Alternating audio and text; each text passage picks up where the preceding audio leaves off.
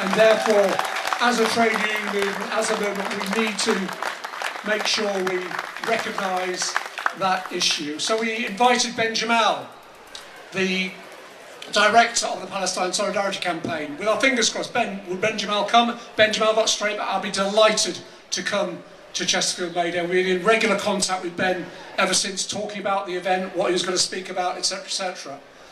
Unfortunately, Ben had an emergency admission to hospital 5 days ago, and he rang me from hospital and said, look, I'm going under the knife tomorrow, but I hope that I'll still be able to come to Chesterfield May Day. And I said, Ben, that'd be great, but you know, are you sure? He said, yeah, leave it till Saturday, and I'll contact you on Saturday to confirm. Well, Ben did get back to me on Saturday to confirm, and said he was under strict doctor's orders not to go anywhere, which is understandable since he'd just come out of an operating theatre about 36 hours previously. So Ben can't be here today, but we have the Palestine movement represented here today. So I want to give a big welcome here to Louise Regan, who's both a fantastic trade unionist, well known in our locality for her work in the National Education Union, for her work in the Midlands TUC, but here today speaking on behalf of Ben Jamal and PSC as a member of the National Executive of the PSC and a leading Palestine campaigner. So welcome to Louise. Louise. Thank you so much for that, and absolute solidarity from Ben Jamal to all of you here today. He is extremely sorry that he cannot be here with you, but I'm very proud to represent him here on this platform, and thank you to all of you turning out. It has been wonderful to see so many Palestinian flags flying through the streets, and all the photos I have taken I will share tonight, and I know our friends in Palestine will know that they do not stand alone. And I just want to give a big shout out to my union, the National Education Union, a fantastic fighting union, always here on the march. And I'm very proud that my union has for decades stood in solidarity with the Palestinian people, and we will not be silenced. So, we know, and I'm sure all of you know, tens of thousands of Palestinians have now been killed in Israel's war on Gaza. Over 2/3 of them women and children. Hundreds of thousands injured and displaced. 10 children a day at one point faced an amputation with no anaesthetic, and over 3,000 children have now had at least one limb amputated. Across the West Bank, attacks have increased significantly.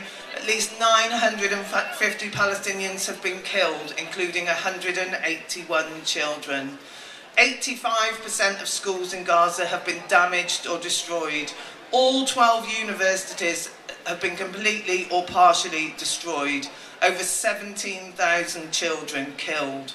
More than 625 students have had no access to education for nearly 2 school years.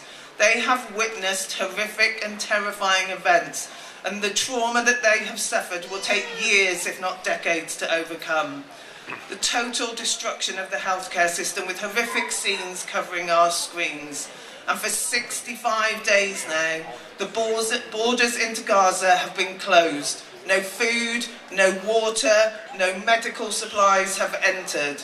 The World Food Programme announced last week that they have completely run out of food. The few remaining small NGOs say they will run out within 2 weeks. Collective punishment of a people is a crime, yet that is what the Palestinians in Gaza face. For 18 months now, we have been marching, calling for a permanent ceasefire and for our government to stop arming Israel. 25 national demonstrations with thousands of people on the street, marching for peace and justice. Throughout that time, our political opponents have opposed the ceasefire, tried and failed to demonise our marches, and continued to support Israel's genocide.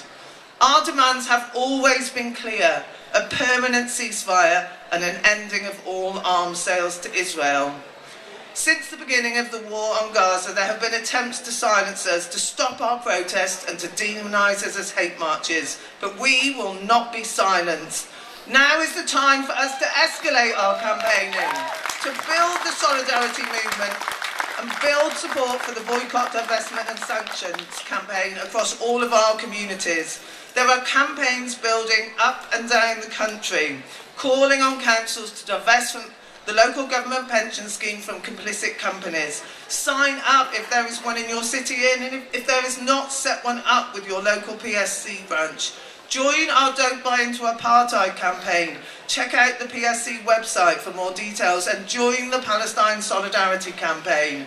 We need to build the 17th of May Nakba rally to be the largest show of solidarity yet. Sheffield PSC, and they're over here and they do fantastic work, have already filled one coach. They're now trying to fill a second one.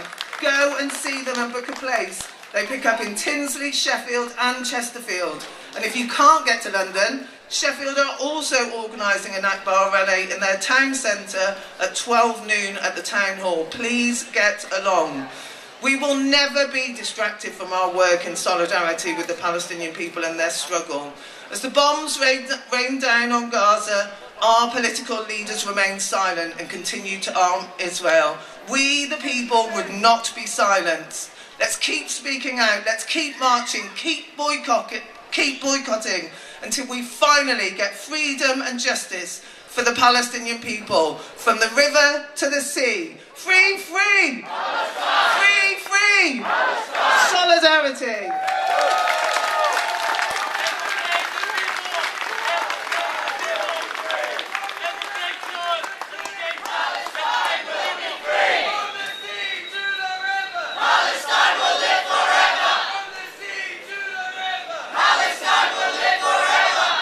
Thank you so much, Louise.